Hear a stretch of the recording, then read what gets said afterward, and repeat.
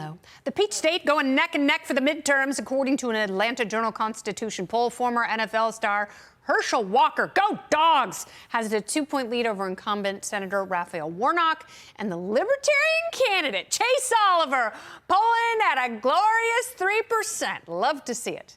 Neither Walker nor Warnock polled over 50%. That raises the possibility of a potential runoff in December. Are Libertarians in Georgia going to be the deciding factor once again? Yeah, looking at you, Shane Hazel. Joining me now, Georgia's Libertarian Senate candidate, Chase Oliver. Chase, welcome to the Big Showroom. How excited are you tonight to be here? I'm very glad to be here and glad to speak with you. I'm glad as well. So I know that you have had a very interesting political journey. Are you excited or nervous that it has culminated in a lot of people being mad at you, and this is even before the general election in November?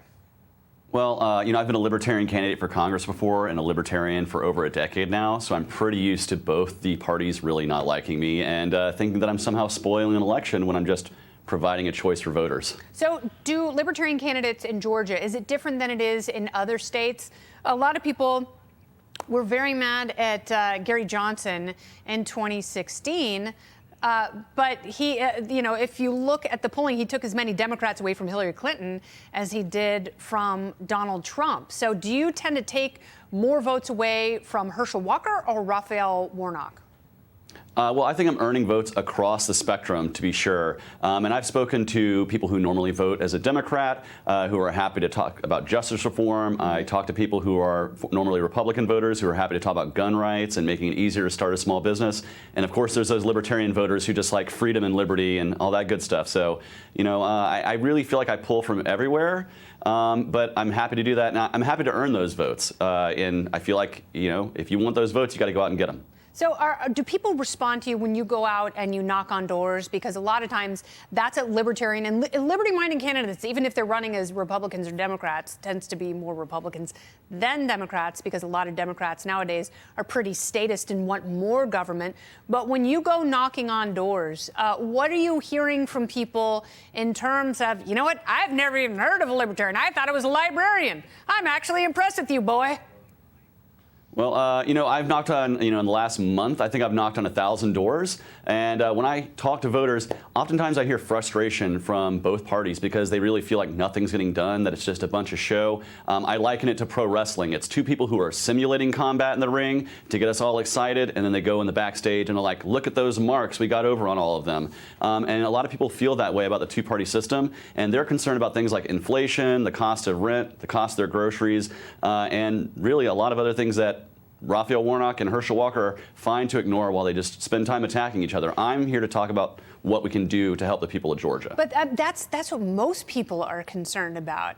And I think they're a little bit offended that these two major parties aren't addressing their pain. It's much easier for Republicans to be the opposition party because you really don't have to have any ideas, especially when the ideas Democrats are executing are so bad for the economy and so bad for society. So it is, it's like, I can only imagine what people are saying. You've got the president who's saying, hey, inflation really isn't that bad.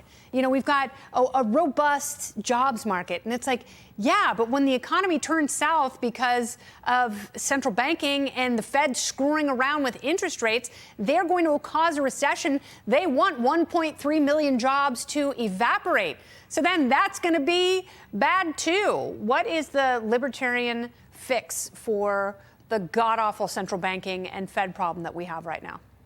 Well, one of the things we have to look about is, first off, we have the quote-unquote Inflation Reduction Act.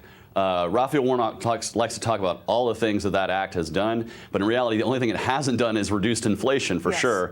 And we need to cut spending. We need to get towards a balanced budget, reducing the deficit to getting to where we are having negative deficits, paying down the debt. And then as far as the Fed and central banking, we obviously need to audit the Fed. And I think once people see what the Fed is up to and the things they've done, people will very quickly jump on the abolish the Fed train. And that's really what I think, once people get a little bit more education about what the Federal Reserve does, they'll want to see it ended. Yes, and And, Ron Paul has been piloting that train for quite some time.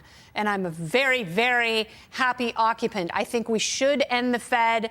And as Ben Domenech pointed out to me today in a podcast, these ideas were once considered extreme. They will become mainstream with the more economic pain that these big party statists are applying to innocent American voters and those in Georgia who have no reason but to hold their heads up if they vote for the candidate they believe in most. Chase, thank you so much for your time. Thank you very much. Oh, yeah.